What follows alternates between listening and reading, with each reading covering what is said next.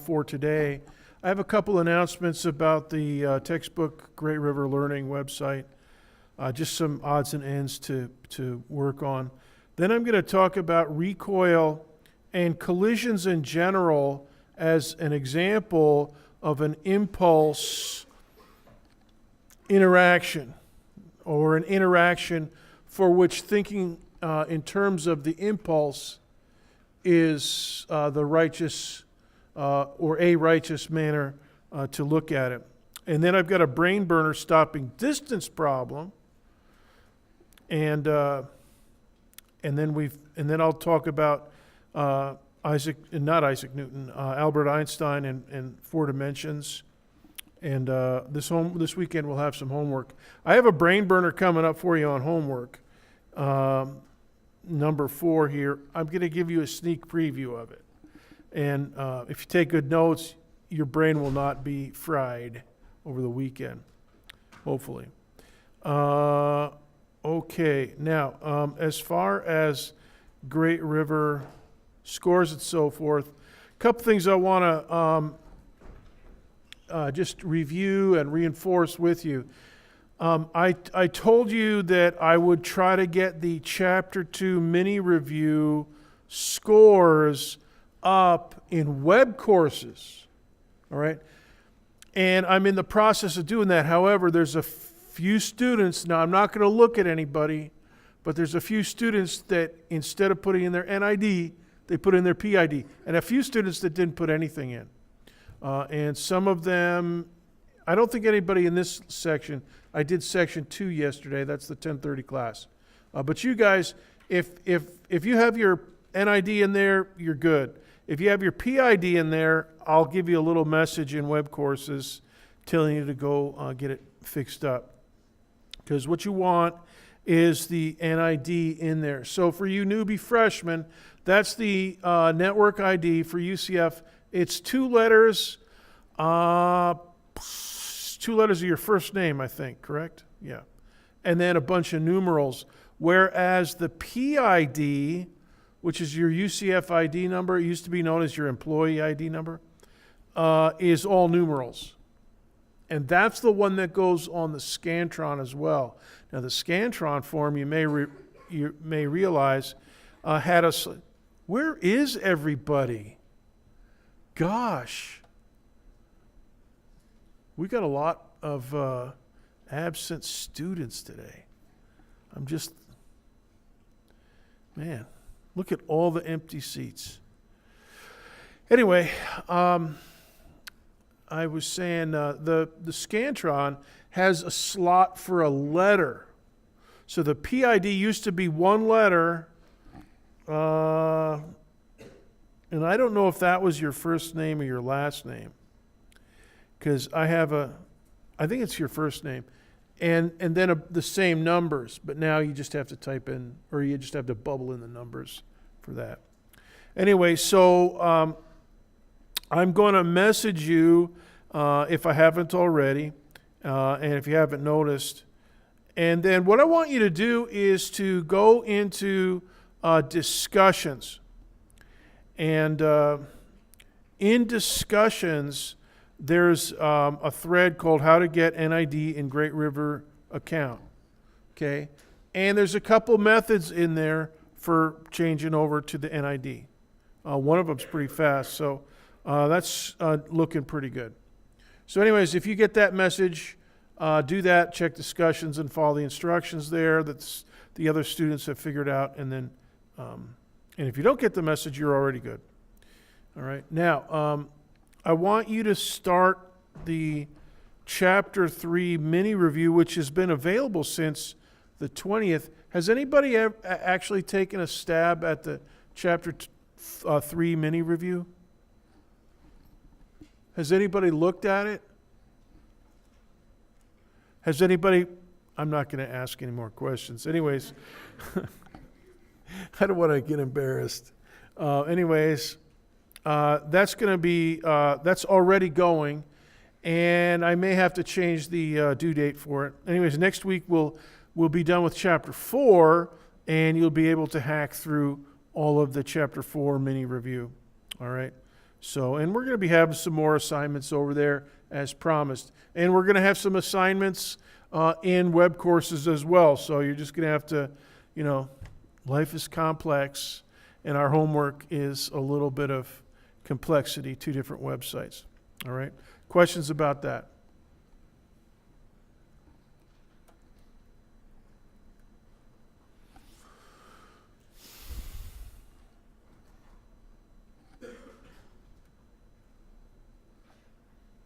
Okay, let's keep going. I suggest you take notes on the following example. We're going to do, as I said, a participation pointage calculation. I'll show you how to do it, and then you're going to do a calculation and click it in with your iCLicker. All right, so have your iCLicker ready for that. And as of Tuesday, that was lecture 11. This is lecture 12. From lecture 6 up to Tuesday, lecture 11, we have had 20 clicker items on the books. Now, these are official ones. Remember the first few lectures we did practice questions and stuff? These are the 20 that if I was going to give grades today, this is how I would do your participation pointage. Now, you can calculate it today and know where you stand today. But we're going to have a ton more clicker questions between now and December. But it'll still calculate the same way. It'd just be a bigger number than 20. All right. So let's say that John Q. student has answered 13 of the 20. Now, that's a 65% participation rate. All right. And you guys can do the same thing with homework. Just take, how many points you've earned on homework and how many possible, and divide them, and that's your homework percentage. And then just multiply that by 25, and that'll be your homework pointage. That one's easy. This one's a little trickier. It's trickier for participation pointage because the threshold for full pointage is 85%, not 100% participation. Okay, so we have that leeway factor in there that basically allows you to burn, 1 or 2 lectures that you forgot your iCLicker, 1 lecture, and then the other lecture, the batteries fell out or, whatever happens. Usually every semester it boils down to about 1 or 2 lectures, okay? And that's why on a lecture day, you don't have to tell me, Dr. B, I'm going to be absent. Can I make up my clicker points? I'll say, no, we don't have any makeup. And you don't have to ask my permission to miss a regular lecture, just exams. And you don't have to ask my permission, but you do have to document your absence on exam days. But you never have to do it for a lecture. So the people that are absent today, they're slacking off. Well, it's going to catch up to them if they have a lot of absences.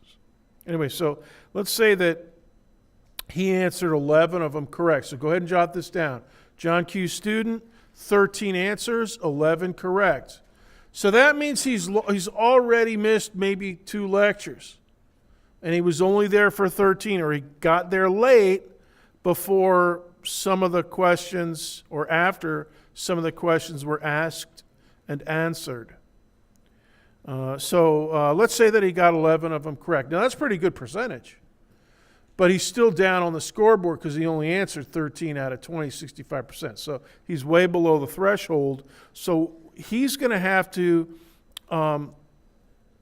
do a special calculation. Now, when I post your numbers, I could post them, this weekend, a little roundup for everybody. I'll occasionally do that 2-3 times a semester, 4 times a semester. It'll look like this. It'll look for him. It would look like this: 11.13. All right. Now he doesn't have 11.13 points, but what that tells you is that I've encoded his answers in the decimal part of his roundup number, and in the whole number part of it, that's how many correct he's got. So when you see your, something, point something in your roundup figure, like this weekend maybe, you'll know that the whole number part is how many you got correct, And the decimal part is how many you got answered. All right, now participation goes from the answers. All right, now we have a bonus, 4 points bonus for those of you that answer 75% correctly. So you still want to answer correctly. If you've answered 75% of all the clicker questions of the semester correctly, so if he had 15 correct out of 20, that's 75%, he'd get 4 bonus points if this was, the end of the semester. Right? So you want it, you don't want to just click, something, anything in your iClicker. You want to get those bonus points, 4 points. That's over 1%. It's almost 2%. It's a nice little chunk of change to get. All right. So, but for his participation pointage, he's got 65%. So he's got to solve this proportion. Now here's the proportion, and jot this down because you're going to calculate from this proportion in just a second because we have a clicker. Matter of fact, let me start the session here. And you're going to be typing in a number. Okay, it's going to be a calculation. So what you do is you take his participation percentage, 65%, and divide by 0.85. That's my threshold percentage for full pointage. And then on the other side of the proportion, on the right side, his pointage is going to be in the numerator, and the full pointage is going to be 25 in the denominator. So he's not going to get 25. He might have 20-something or whatever. You're going to figure that out in a minute. But whatever it is, it's going to be in the numerator on the right side of this proportion. So it's going to look something like this. So go ahead and jot this one down. Okay? And your participation pointage, I'll post it, your data this weekend. Probably. And you'll be able to do what we're doing now for John Q. student. Except you might have, if you have, 87%, you're golden. You just, 25. But if you have 77%, you got to do this. Or any other percent below 85%, you got to do this. Okay? So that numerator, 65%. Oh, man, let me go over this way. Where's my cursor? Come on, cursor. There we go. Okay, so this 65%, when you do yours, you might have 0.72. And later in the semester, you might have 0.82 if you get your grade up there. Okay, so that'll change. But whatever you decide you want to calculate it, this is how you do it. All right, so all you got to do is solve for the numerator on the right side of the proportion. Now let me pause for questions, because we're going to ask you in iClicker how many points does he have. But questions?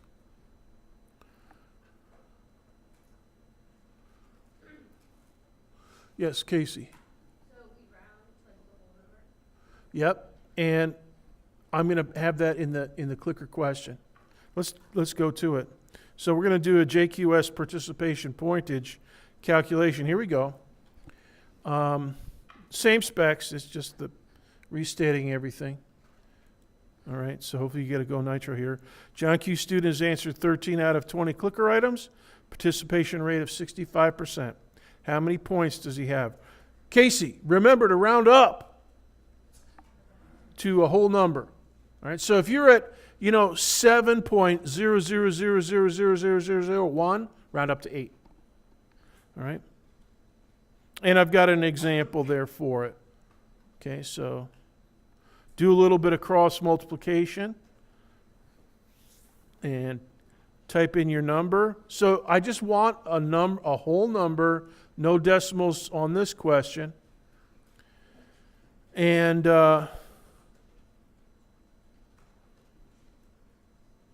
just type it in. Yeah, and definitely consult with your neighbors and stuff, and make sure your neighbor's squared away, and let him double check, verify that you're squared away. And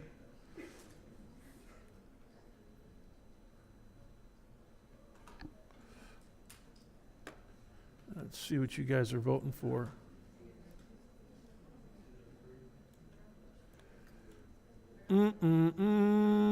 Don't round off. I mean, don't give me a decimal point. If you have a decimal point, you're not doing it right. I do not. Okay, good. Good. All right. 30 seconds.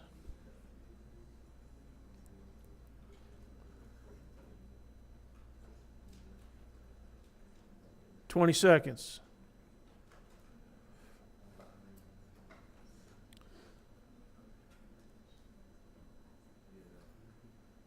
10, 9, 8, 7, 6, 5, 4, 3, 2, 1, 0. And don't forget to hit the send key. All right. Okay, one more. Okay, good. So that's 90 students. Most of you got it right. He has 20. And if you have 19, 82% of you answered correctly, 20 points. Okay. Those of you, 9 of you answered 19, and that's still good. If this were a math problem, and the math professor said, give me the nearest whole number, then yes, 19 would be correct. But with Dr. B giving pointage for homework and for clicking, I always give you the benefit of the round up. All right? So if you have what is that anyways? What was the number? 19 point something? Yeah, 19.1 was something. 20. Anytime you get 19.0000000000001 or higher, 20, ching. Okay, but not 21. Can't round it all the way up. But 20, yes. All right, so remember that when you're doing your iCLicker. And as I said, you can do this at any time. Anytime I post your roundup number, something, point something, you got it. You know, you can just redo this, and you'll be able to estimate your grade at any time. Now, this is the only grade. Actually, you can estimate your homework grade now, too. And you can estimate, well, we have one exam on the books, too, so that's 50. So you know what you guys could do? You could figure out your clicker points as soon as I post your roundup number, and then you could figure out your homework point. That's just straight percentage, and that rounds up. So that's something out of 25 and something out of 25, and your exam score is something out of 50. So add all those up, and then if you have any bonus points, add those in there and divide by 100, and that's your. And then go look up the percentage on the syllabus. You know, now the syllabus is set up with a percentage and also with a points total. But the points total is only appropriate after the final exam when all of our points are on the books. But between now and the final, you can always look something up percentage-wise. Okay? And if you have a question, you can, start a discussion thread and I'll chip in some comments and your classmates will do the same. Now let me pause for questions.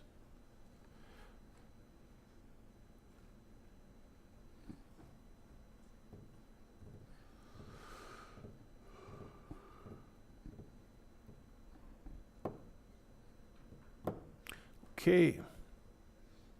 Let's talk about recoil. Oh, question. Where?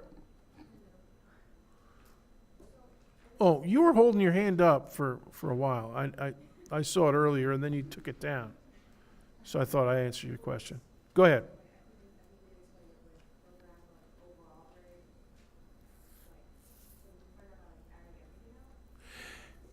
No, you don't add everything up. You convert homework scores to points out of 25. So figure out your homework percentage, multiply by 25, and round up to the nearest round up to a whole number. do the participation pointage like we just did, and round up to a whole number. Throw in your exam 1 score. Okay, so those are official points. That's 100 official points that you could calculate right now if you wanted to. Well, you can't do it because you don't have your roundup. But as soon as I post that, you could do it. And then on top of all that, in the numerator, so that's 100 official points. Now on top of that, you put now you put in your bonus points if you've got any, and those go in the numerator, but they don't increase the denominator. All right. So every time, so like when you look first at your homework, that's something out of 25 for your semester grade. And now if you put in your clicking percentage, your participation, now that's something out of 50. So your denominator is now 50. Now if you roll in your exam 1 grade, now you got something out of 100. So now your denominator is 100. All right? But now if you add in bonus points, those just go in the numerator. They don't do anything to the denominator. So now your percentage is still out of 100, but you've added in 1 or 2 bonus points. And everybody that has bonus points can see those. The only ones that we've had are early iCLicker registration bonus points. Those are all in. So if you got a couple 3 of those, you're good. Just put those in the numerator and calculate your percentage. And you'll be able to do that at any time in the semester. So, okay? Did I answer your question? Well, do you have? Is there anything else you want to ask? Okay. Do you want to learn about? Question in the back.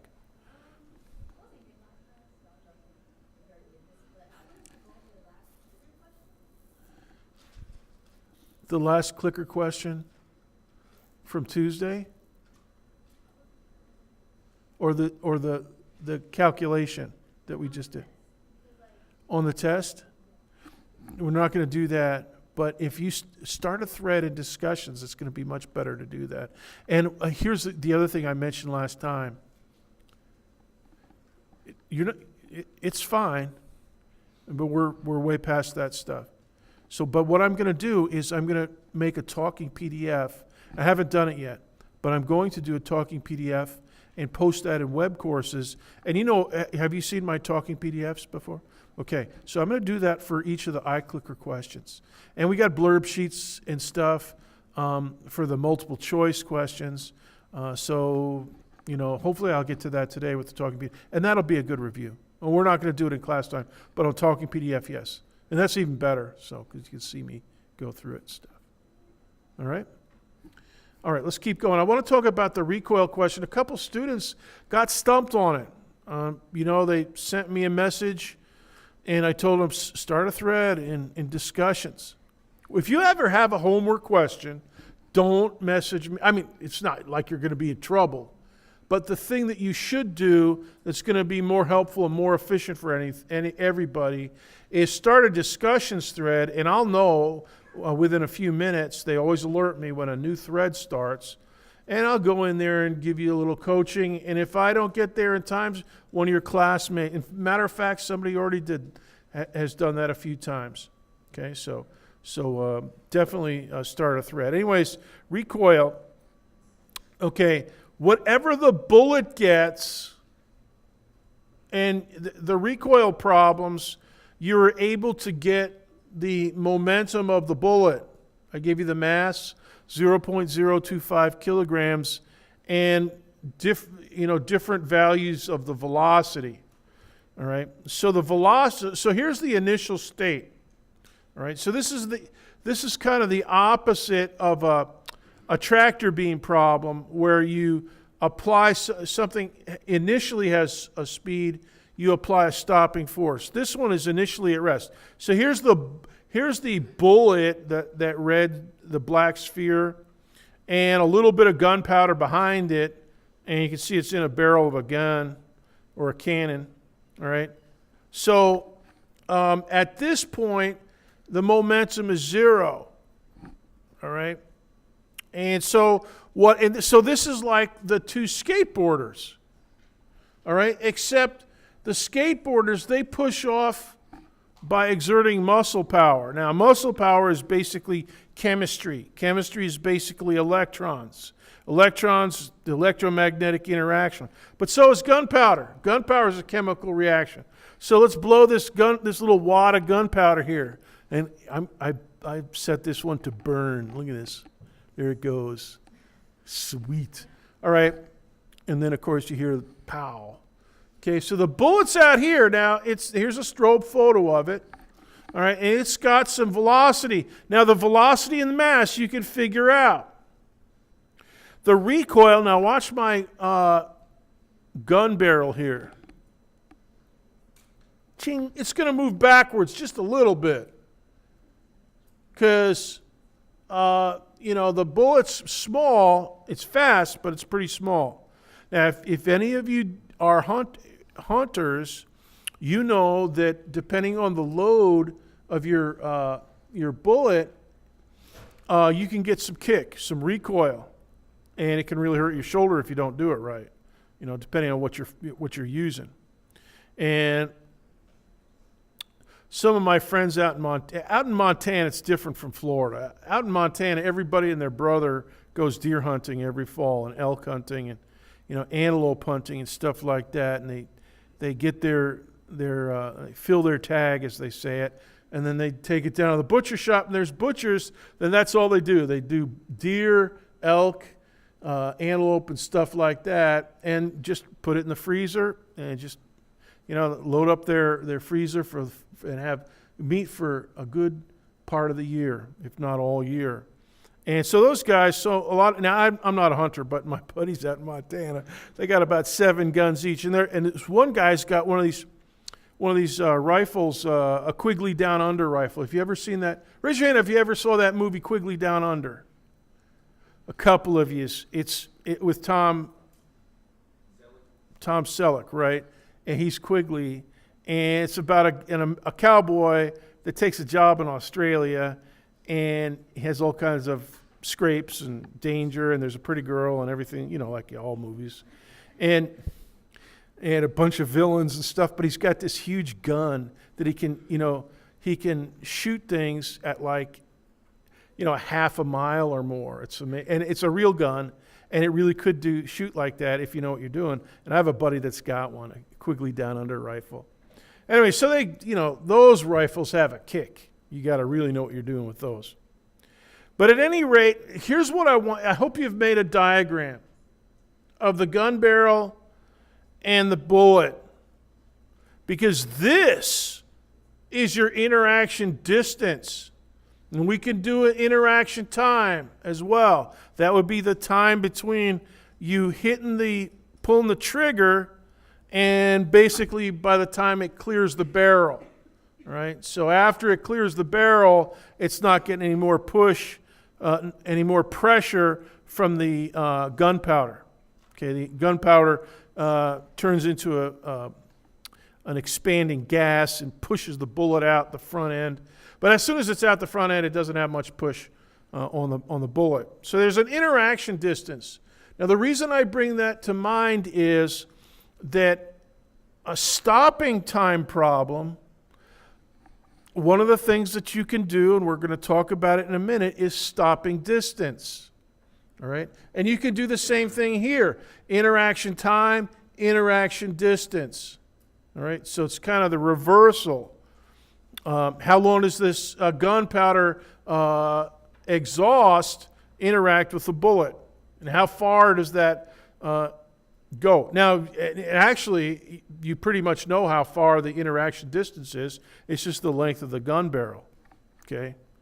But in this diagram, but this is, as I mentioned, this is similar to, what the skateboarders do. This is a skateboarder problem, basically. Except one skateboarder is really tiny, the bullet, and the other skateboarder is the rifle or the cannon, the howitzer, and much bigger mass. So in the case like that, you'd see the bullet, the small mass skateboarder go flying, and the large mass skateboarder just kind of maybe back up an inch or something. And that's what happens with rifles. Now, I want to talk about collisions absent any net external forces. And this is going to be modeled as an interaction. All right, so we're going to talk about collisions of boxcars. And there's some examples of this in Chapter 4. And I talk about boxcars extensively. So let's take a look at a before and after diagram. All right, so here's a, out in Montana, do you know what? One time when I was in Montana, I rode the freight trains in Montana. I jumped into a boxcar with a couple other guys. We had to wait around all day. And I got sick of it after about 25 miles. So the next town, when the train slowed down, I got out. But I mean, I could have ridden all the way from Montana out to California or wherever that train was going. But anyway, so boxcars. And let's say that there's 4 of them, and they're each 35,000 kilograms. All right, so that's 35 metric tons. All right, and they're identical, in other words. But their initial states are not identical. We're going to say that this one over here on the left is traveling at 4.4 meters per second, and that this group over here, the group of 3, is at rest. So V subscript G is 0.0 meters per second. And you see that. I mean, if you go to a freight yard out west or Kansas City or wherever it is, you'll see that. That's how they assemble strings of boxcars. They have a string, and then they shove another one in, and it latches on, and the string moves forward a little bit. And then they shove another one in, and it latches on, and you get 100 cars formed that way eventually. Now on this one, they're on rails, and we're going to assume that the freight yard is level, so there's no hill, there's no uphill or downhill tilt. And the rails, a rail is made of steel. And steel's very tough. And rails are made to be very smooth. The wheels are also made of steel, very tough, and also very smooth. So they roll without a lot of friction. All right, now eventually you get a boxcar rolling and just let it go, and it'll come to a stop, but it'll be a ways down the track. Okay, now there is some friction, but we're going to ignore that. Okay, that would be an external force, and we're going to assume that these guys only have an interaction among themselves. So when they bump into each other, when number 1 bumps into the string of 3 that is at rest, bang, that's your interaction. All right, so that's the opposite of the skateboarders. The skateboarders interacted and from rest, and they pushed each other away from each other. This one, they're coming together. All right, now the velocity after the interaction is controlled by the momentum. All right, there's going to be some delta. Matter of fact, let me ask you this. I want you to think. When this boxcar, number 1, interacts with the other 3 boxcars, there's going to be some delta P. They're interacting. They're going to latch together, and they're going to move off some direction. Let me ask you this. In what direction, at that interaction, the hookup interaction, in what direction is the force on boxcar number 1? The newtons, what do you think? What do you think? Yes. The force is to the right? So boxcar number 1 is getting a force to the right from an object on the right? Deshauna, what do you think? I thought you had your hand up there. Okay. What do you think? What do you think, Katie? Left? Anybody else vote for left? It's going to be left because it's going to slow down. Okay? It's going to exert a rightward force. Those guys are going to bump to the left, and it's going to bump them with some newtons to the right. They're the ones that get the rightward newtons. And they're going to speed up by, a few meters per second. We're going to calculate that. They're going to move, so they're going to latch together, and they're going to move off in the same direction together. And that's the key here. If you have billiard balls, the billiard balls, it's 2 dimensions, and so they're not all going to move off together, right? So that's got to do a lot of trig and stuff like that. But boxcars, this is going to be fairly simple. They're going to go to the right. So what we want to figure out is the final state. What's the new velocity, v subscript nu? That's what we're going to figure out. All right? And it's going to come about because of delta p being equal but opposite. All right? So whatever momentum the first boxcar has, all the 4 boxcars together are going to acquire that. And the boxcar number 1 is going to lose a little bit because he has a leftward force.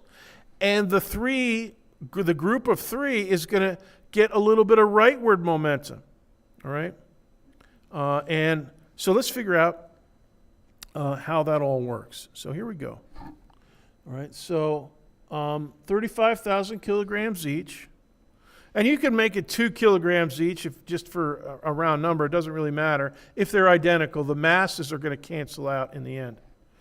So here it is. It moves to the right, and it's got velocity v1. So go ahead and sketch that in. And the other ones are at rest. All right? And we have the interaction forces where they bump together. That's down here. So a little bit of leftward force on boxcar 1, a little bit of rightward force on boxcars 2, 3, and 4 as a group, because they're already joined together. All right? And so what we're trying to do is figure out the final velocity state of the group of 4. So here's how we do it. What we do is figure out the total momentum before the interaction. Now, the interaction's it's going to redistribute momentum, but it's not going to destroy any. All right, so the initial momentum total is whatever boxcar 1 has, whatever boxcar 2 has, whatever boxcar 3, whatever boxcar 4 has. All right, now the only one that's got anything other than 0 is boxcar 1.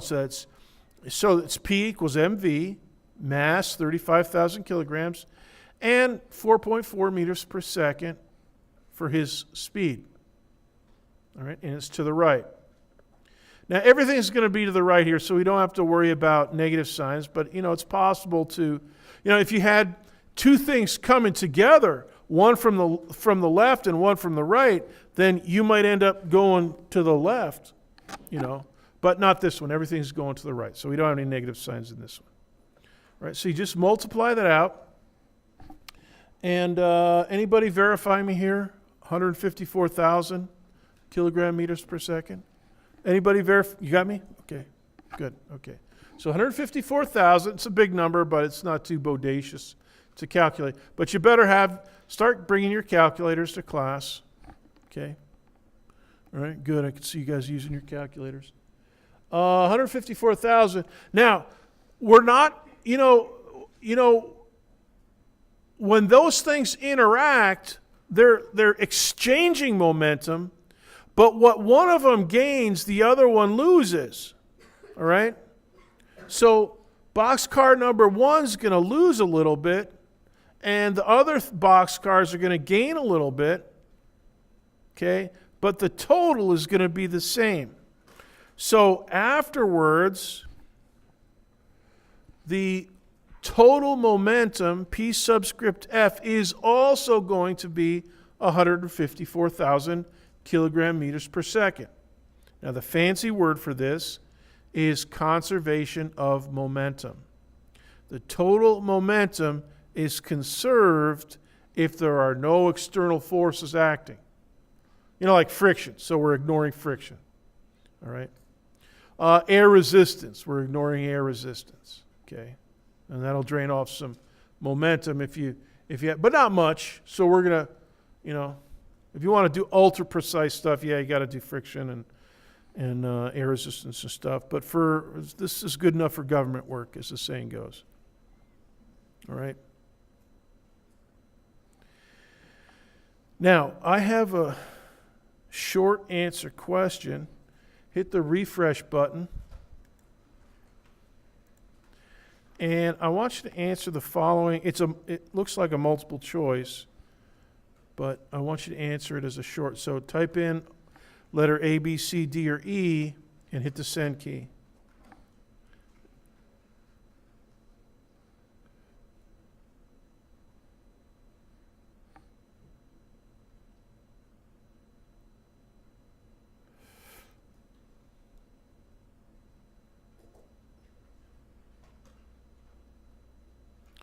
Why is the initial momentum and the final momentum the same?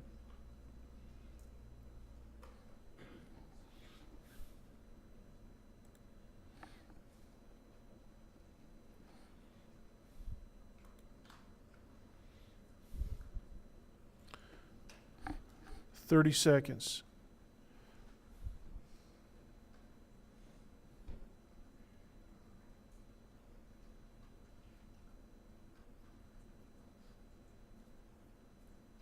20 seconds.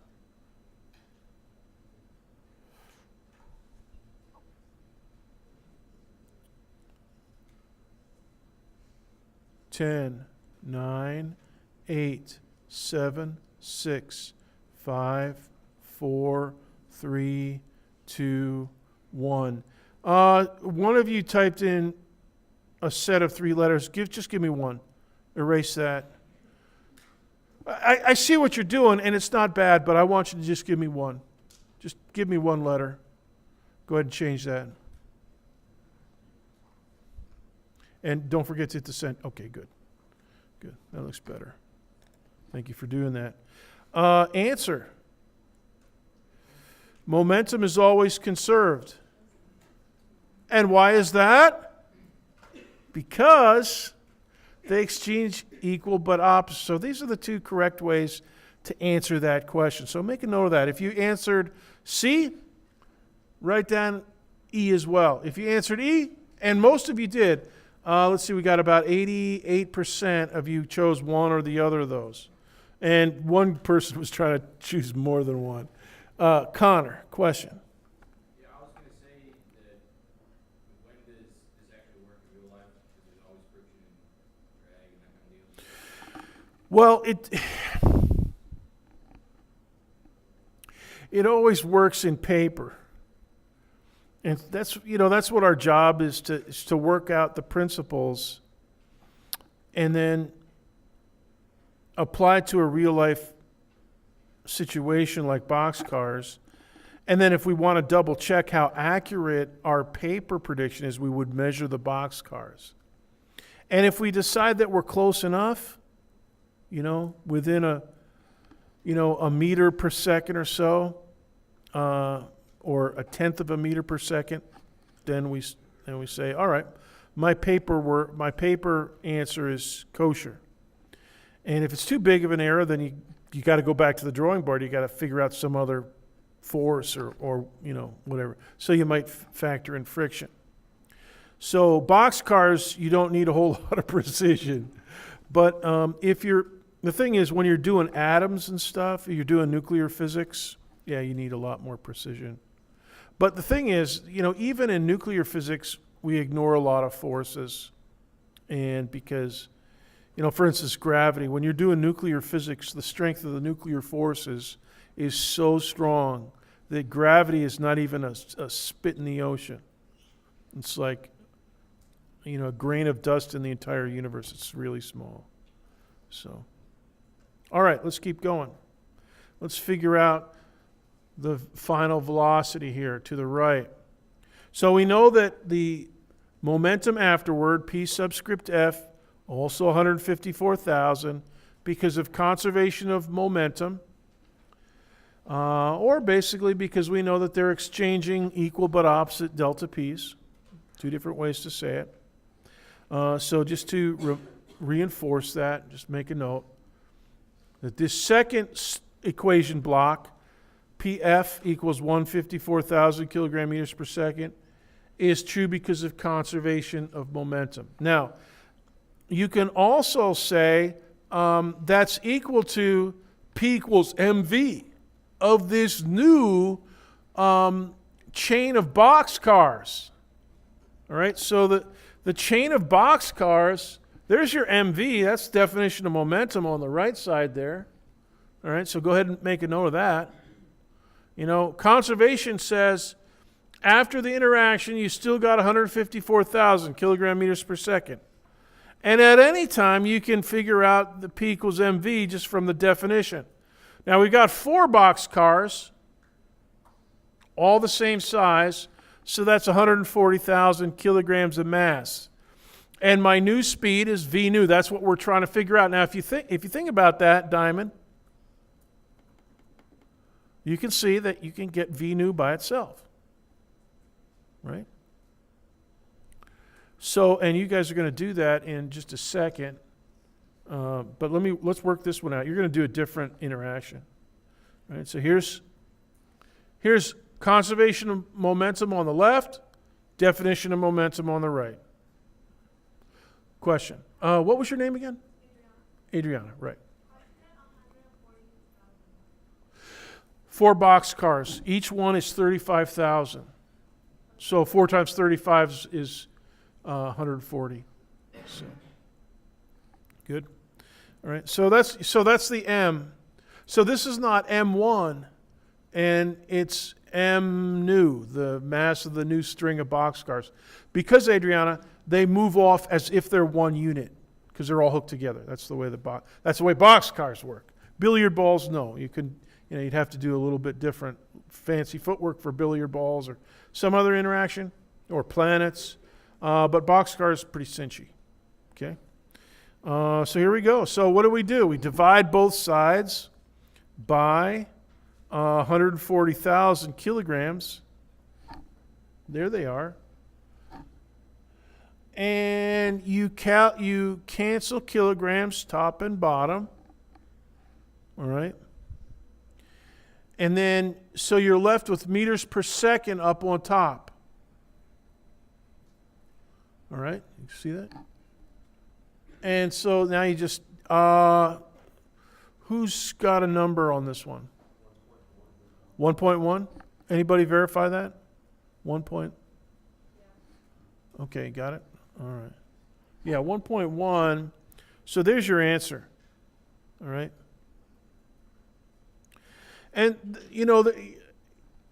it's amazing that if you understand and think about skateboarders, and if you understand and think about boxcars, you've got 2 simple models, Connor, that help you understand huge swaths of physics, even in the theory of relativity, because momentum is crucial to the theory of relativity. Now, you guys are going to do the calculation with a new V1 value. So hit the refresh key on your calculator, and let's do a numeric answer. Here we go. New V1 value, 6.4 6.4 meters per second. Do everything exactly the same. Now, I'll give you a minute to do this.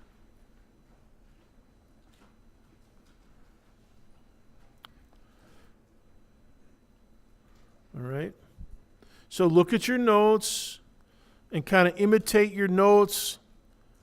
And these are the same boxcars, though. So, Adriana, we still got 140,000 on the right-hand side,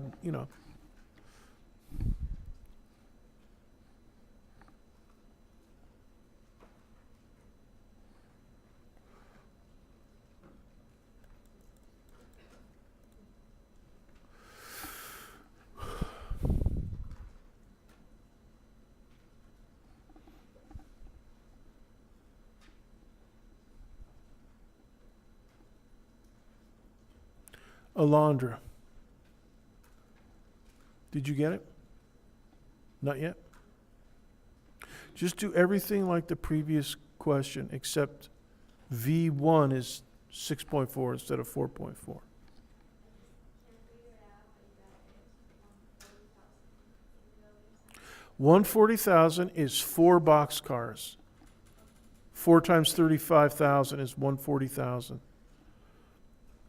See that? Yeah.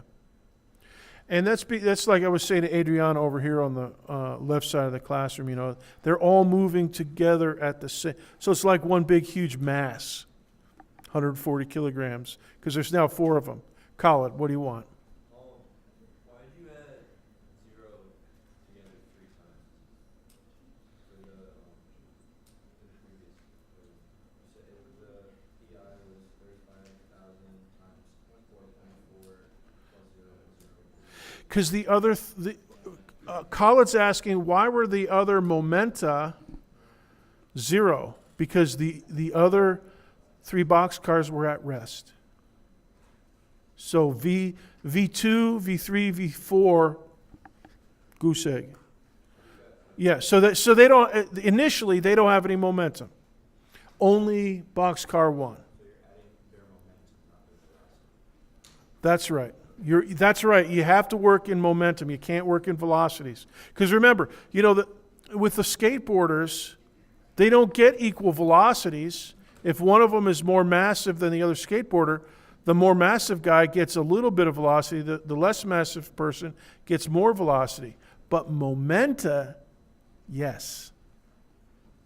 Momenta are equal but opposite. So you got to think in terms of MVs.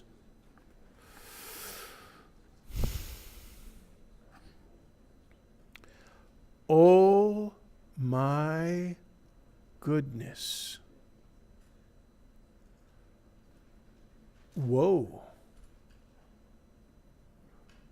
There's a lot of... one person you rounded off wrong, it looks like. And one person... I could see a person here with good digits, but good numerals, but you missed the decimal point. You're going to have something point something. I see somebody with a really big number, and that's not... I don't know what that... It's not realistic, but most of you guys are getting it right. I'm impressed. I think this is the genius section compared to section 2. I mean, because I can get stuff. I can try to trip you guys up. I can't trip you up. But section 2, those guys, they fall for anything just about. Well, my wily tricks. You guys don't fall for any of my wily tricks, but those guys. Anyways, all right, 30 seconds.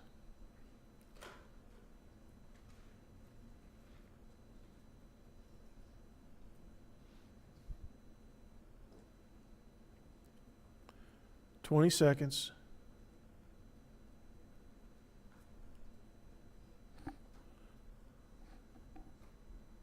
Laundry, you got it? Good. 10, 9, 8, 7, 6, 5, 4, 3, 2, 1, 0. Okay. Raise your hand if you typed in 1.6. Sweet. Yeah, 92% of you got it right. And one person got 1.7, one person got 1.6. I don't know about some of these other answers, but anyways, you're doing good. All right, so let's those are examples of conservation of momentum. Let's write down the principle now. Conservation of momentum. And this principle works for galaxies and atoms and nuclei. All right. The skateboarders are a great example because of the third law, equal contact time. So the impulse that they exchange, they still add up to 0. So here's how one way in English that you would write it. The total momentum of a group of interacting objects remains the same in the absence of external forces. All right? So that's why I gave the description of the boxcar problem as, the steel is really smooth and rigid, and the wheels are really tough steel, very smooth, so very small. And even Connor had to admit that we can ignore friction, for most purposes. And galaxies, we could see, like the nearest spiral galaxy to the Milky Way, our galaxy is the Milky Way galaxy. The nearest one is the Andromeda galaxy, and you can see it with your naked eye in the summers. If you look in the right place, it's in the constellation Andromeda.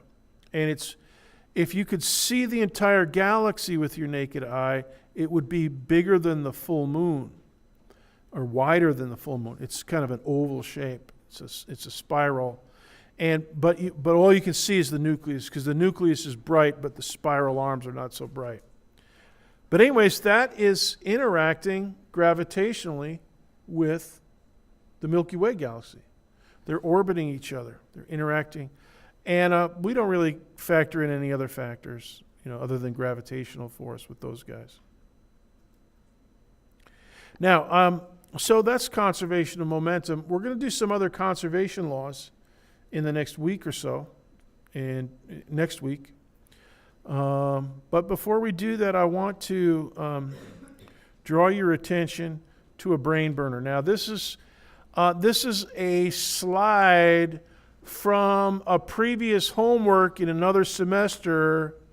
You observe a video, you take a video of a little kid take a spill at the skating rink, and you got to figure out the stopping distance. Look down here, stopping distance, right here, right? Now, we haven't done that yet. All right, so go ahead and write this down. Okay, the mass of the little shrimpy kid is 30 kilograms, okay? And his initial speed is 3.4 meters per second. So here's your mass, okay? And just go ahead and jot that down. And here's his initial speed. So you can figure out his initial momentum. Okay, that's good. And he's gonna come to a stop. So the final momentum is 0. All right. So this is kind of the opposite of the boxcar problem. The string of boxcars started at 0 and then acquired some momentum. This one, the little shrimpy kid, loses some momentum. And how does he lose momentum? Because of the friction force. Your uncle runs the rink. And so the friction force on the little kid, 19.2 newtons. That's just the number I made up. All right. I don't think anybody ever measures friction forces on little kids that trip at the skating rink. But anyways.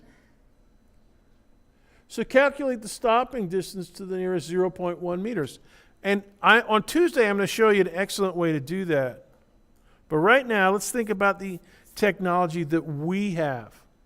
All right, we've got impulse formula.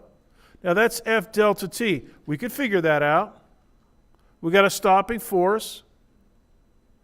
We could figure out delta P. We could calculate that. So we could get a stopping time, no problem. And we've done that. But now, another thing I want to point out to you is, once you get a stopping time and you know the speeds, the velocities, you can figure out a velocity graph. And the velocity graph, 1/2 base times height, will give you its stopping distance. All right, so let's take a look. You can always do, if you can figure out the speeds, or if you know the speeds, one of them's 0 and one of them's positive. So this one up here, that's 3.4 meters per second. That's given. So you got that. All right? But what you don't have is the stopping time. Oh, wait a minute, you do have that. from impulse formula. Okay, whatever that happens to be. So impulse formula gives you stopping time. And let's see, 19.2 newtons times delta t. Okay, there's the delta p. He's lost. And I'm dropping my minus signs here because I'm pre-canceling the minus signs. So 30 times 3.4, stopping force 19.2, delta t is the quotient. So the right-hand side there is 102. All right, and so delta t is the quotient.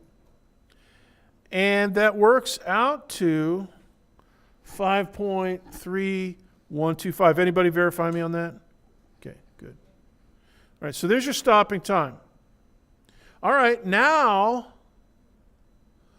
you've got delta t, so you can put that in there, 5.3125, all right, on your graph. And now you got to go 1/2 base times height. All right, so here's base times height. 5.3125 seconds base times height, 3.4. And that works out to 18.0625. Anybody verify me on that? Okay, good. Anybody else verify? Okay, good. Adriana, good.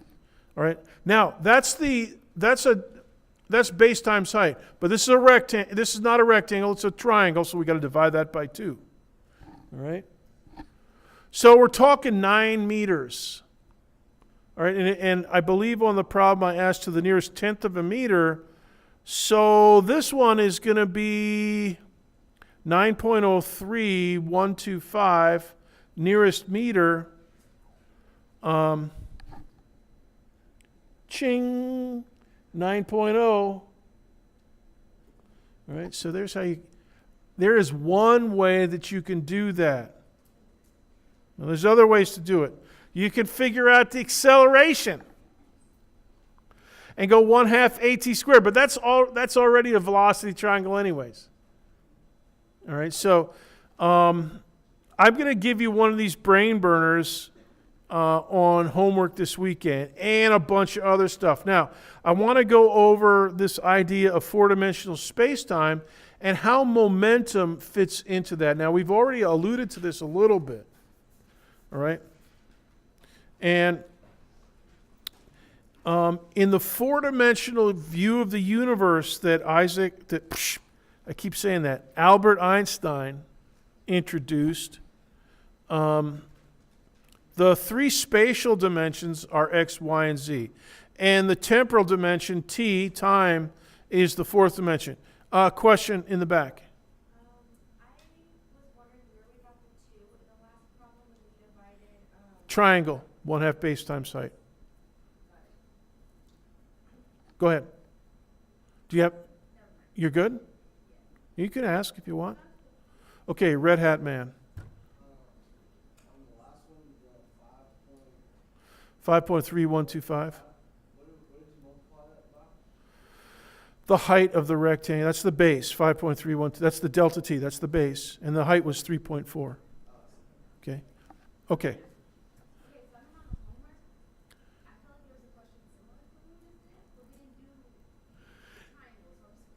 Yeah, because we didn't do stopping distance on the homework yet.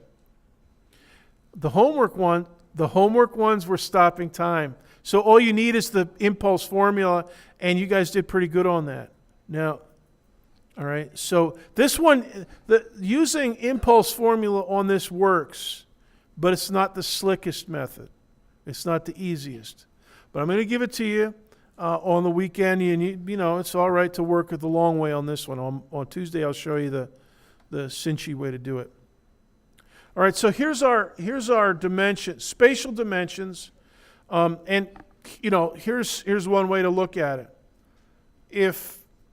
If the x-axis is out this way, away from the stage, and the y-axis is along the stage, and the z-axis is upward, that's one way to write 3 dimensions, 3 spatial dimensions. Okay, so. Now, the dynamical quantities that correspond to that,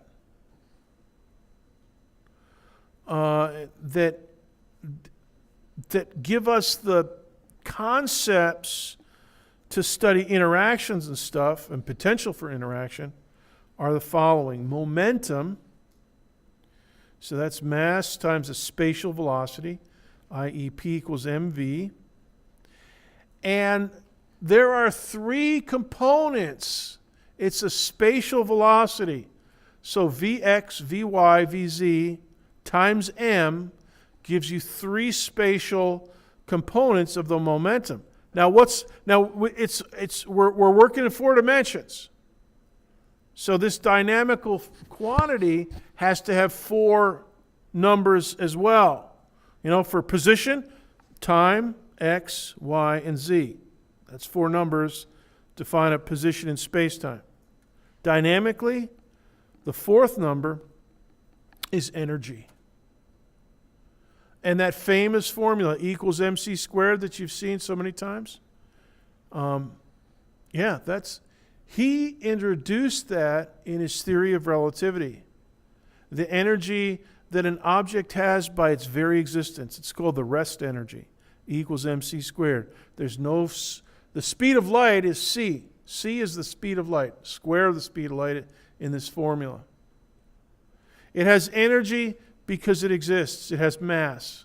You know, so 1 kilogram times the speed of light squared, you know, it's a lot of energy. Okay? And so here again are the 3 spatial dimensions. And then here's the spatial momentum.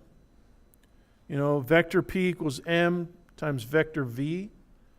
And that corresponds to the 3 spatial components on the list there. Here's another one. The space-time position, and this is kind of, instead of putting them in parentheses sideways, it's kind of a column. You know, and time is the very first of the 4 dimensions, and then x, y, and z. And that gives you a space-time position. And so the corresponding dynamical, that's a geometric quantity, the space-time position. You know, there's no physics necessarily involved with that.